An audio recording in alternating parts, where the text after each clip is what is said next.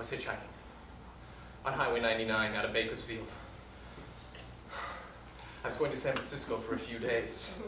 My thumb was out. My thumb had been out on the on-ramps of San Fernando, on the on-ramps of Delano, on the on-ramps of Fresno, on the on-ramps of Modesto and Stockton, too. And now here I am, stuck at the foot of Mount Diablo. My thumb is out. My body is young. My heart is pure. I am emotionally completely fucked up. And I need a ride. Pronto.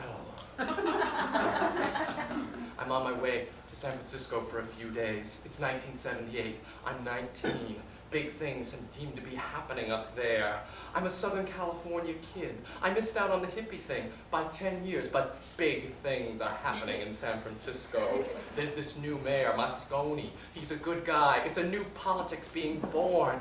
Plus, this guy, Harvey Milk, who's a fag like me, has just gotten elected to citywide office. I think it's the Grail, El Dorado, the perfectible social order. This could be the start of something big. And I want to check it out. But I'm stuck here at the foot of Mount Diablo. I have $12 and the address of a friend. Of a friend. Of a friend. I am not nearly as smart as I think I am, but at least I'm starting to realize this. I'm waiting for a ride. Whoosh! Fuck. Fucking shit. Ah, at last, a ride in a 74 Pinto. I throw my backpack and my sleeping bag in, and 2 hours later, I am let off at the corner of Powell and Market Street. This corner, it reminds me of so many cheap family vacations. Every year we would come north to visit my Aunt Dorleen and Uncle Bill. He was a football coach at Berkeley. Then we would do the bridges, do the wharf, do the cable cars, do Mount Diablo, and then whoosh, back south, quick as a wink. They would pile all us kids, my brothers, my sister, my cousins, into the back of a station wagon, and they would make us sing, I'm not that kid anymore. Moreover, I want to find immediately a cute boy or the ideal political system. Or both. I walk around on Market Street like this, looking at everything I see with this kind of face. Within 10 minutes, I have been kidnapped by the Moonies, thrown on a bus, and am heading over the Golden Gate Bridge, destination unknown.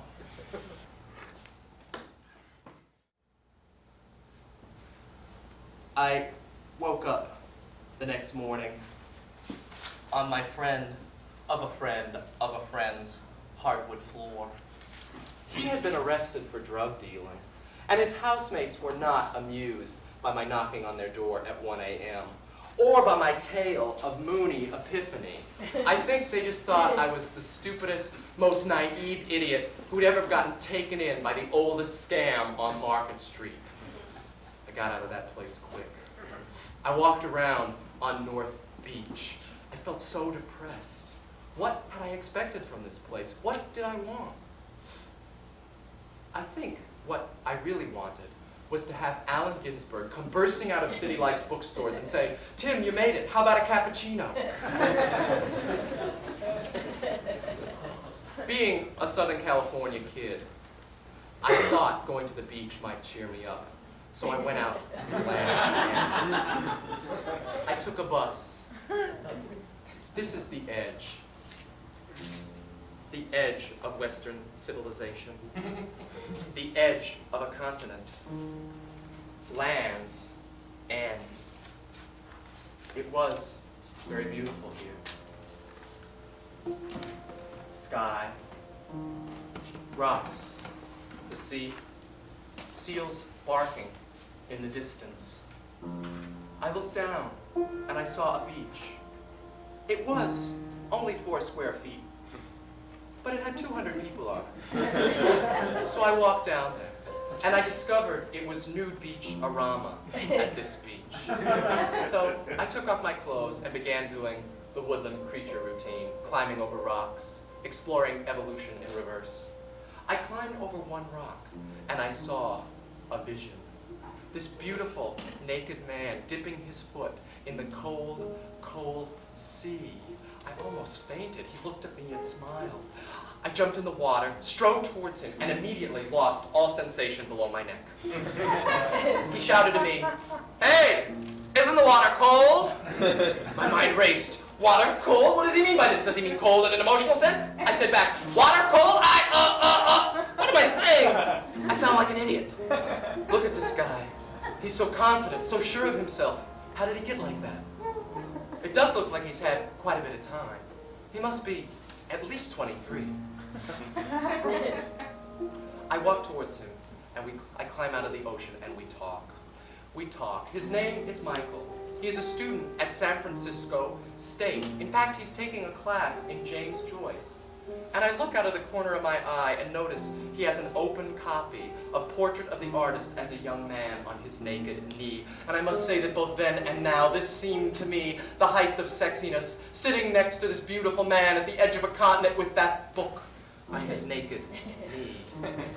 We talk, the ocean at our feet. I try to impress him by using the word semiotic to describe Molly Bloom's sexuality in Ulysses. He raises an eyebrow and says he has to go to class. But before he does, he gives me his phone number and asks me to call him later and maybe we'll have dinner.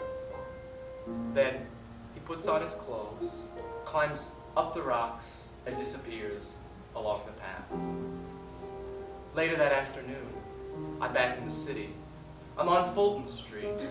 I'm walking towards City Hall because I want to see this building, this big building, where this guy, Harvey Milk, is changing the world. At least my world. At least for now.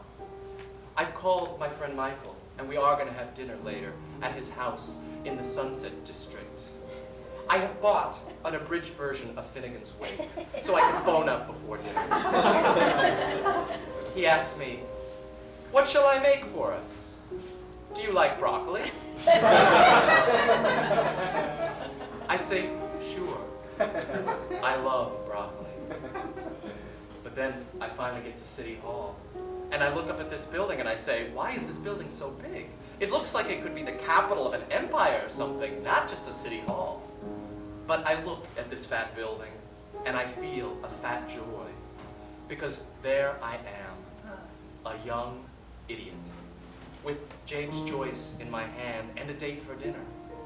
All this and the feeling of the wheels of the state, for once grinding begrudgingly in concert with me, because there's this guy, Harvey Milk, a fag like me, in there ruffling the corduroys of power. I feel so strong. I feel like I'm in the Paris Commune, Dresden, 1848, storming the Winter Palace. I feel like the world is not an enemy, that society is perfectible, and I have a date for dinner, who I can hardly wait to make out with. My body there, and the big dick of the law, for once not pulling the rug out from under me, and I have a date for dinner. I walk away from City Hall, and I think, I'll probably have to go back to Whittier for a while. I only have $3 left. But I'd like to come back to this place and have a life here in this city someday. But for now, I go off to my broccoli.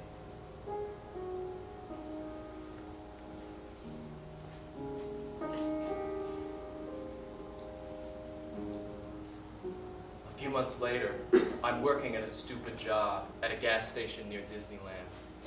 I'm pumping someone's gas, and I overhear a conversation. Some jerk says, "Hey, did you hear the news? Somebody offed those 2 guys up in Frisco. Yeah, some cop blew away that fag Milk, and that Dago Mayor of theirs. What was his name? Macaroni?" I dropped the gas nozzle to my side. I knew it was time to leave California. I am covered in gasoline.